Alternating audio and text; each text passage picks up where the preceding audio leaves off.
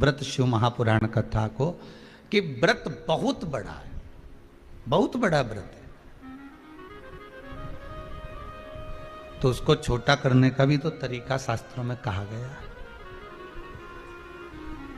गुरुजी, हरतालिका तीज का व्रत इतना भारी होता है, करवा चौथ का व्रत इतना भारी होता है, तीज का व्रत इतना भारी होता है कि हम कुछ भी नहीं खाते, यहां तक कि मुख में जल भी आता है ना तो उसको भी हम निगल नहीं सकते।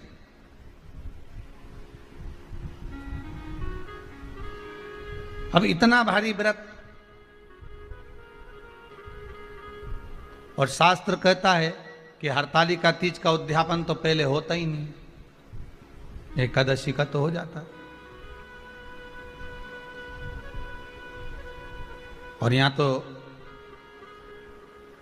हरतालिका तीज का, अब एकादशी का तो आप 26 एकादशी जब आपकी पूरी हो जाए, 3 वर्ष बाद अधिक मास आ जाए, 26 पूरी एकादशी का व्रत कर लो, तुम 11 पे करो, तुम्हारी मर्जी पड़े, 26 एकादशी पर जब व्रत करोगे तो ये आपके ऊपर है, 26 पर करो। पर हरतालिका तीज का जो व्रत है, इसका उद्यापन तो ना तो पहले होए और इसका उद्यापन ना 13 वर्ष के पहले होए। इसका उद्यापन तो जब तक कन्या हो, चाहे स्त्री हो, चाहे नारी हो, चाहे पुरुष हो, हरतालिका तीज का अगर उसको उद्यापन करना है तो 13 वर्ष तक तो आपको व्रत करना ही पड़ेगा, उसके बाद ही इसका उद्यापन होता है।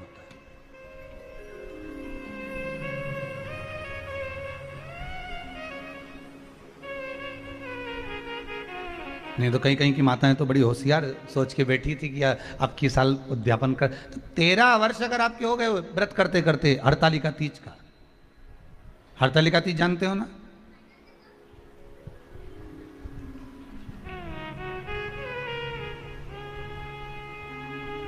तेरह वर्ष अगर आपके हो गए भगवान की भक्ति को धारण करते करते, 13 वर्ष अगर आपके हो गए हैं भगवती स्मरण करते करते,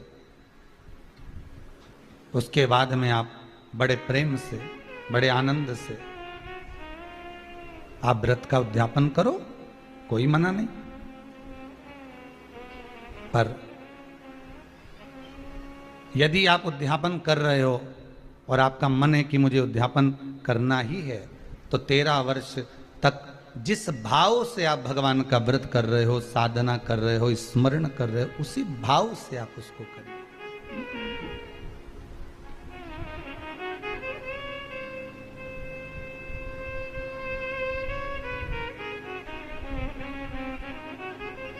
गणेश चतुर्थी के एक दिन पहले आ जाती है, सहज भाषा में समझ लो तीज को, हस्त नक्षत्र तृतीया। उसमें सबसे ज्यादा जरूरी है हरतालिका तीज का पूजन अगर आप कर रहे हो, और हरतालिका तीज का अगर आप स्मरण कर रहे हो, तो उसमें सबसे ज्यादा अगर कोई जरूरी है तो शंकर भगवान जहां विराजमान होते हैं उनके ऊपर उनकी 5 कन्याओं का होना जरूरी है। मतलब ऊपर फुलेरा बंधना जरूरी। फुलेरा का मतलब जानते हो? एक जैसे शंकर भगवान नीचे विराजमान है और ऊपर जो जलाधारी बनती है ना, तो जलाधारी की जगह पर शंकर भगवान की हरतालिका तीज के दिन जब नारियां पूजन करती हैं, माताएं पूजन करती हैं, कन्याएं पूजन करती हैं, तो उस पर जलाधारी की जगह फुलेरा बनता है। मतलब फूल की मालाएं उसमें लटका दी जाती है। अब कितनी माला लटकाना चाहिए? प्रयास करना चाहिए कम से कम 5 माला उसमें होना जरूरी है, और 5 से ज्यादा भी लटकाओगे चलेगा, पर 5 से कम नहीं होना चाहिए फुलेरा। 5 कौन कौन है ये?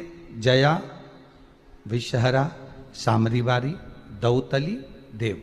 शंकर भगवान की 5 बेटी। इससे अधिक अगर आप लटका रहे हो तो शंकर भगवान की और भी बेटियों का व्याख्यान है। मनसा है, अशोक सुंदरी है, ये शंकर भगवान की पुत्रियां। नर्मदा जी का स्मरण आ जाता है, नर्मदा है। तो ऐसा बेटियों का तो आप ज्यादा लटकाओगे चले जाएगा, पर कम नहीं।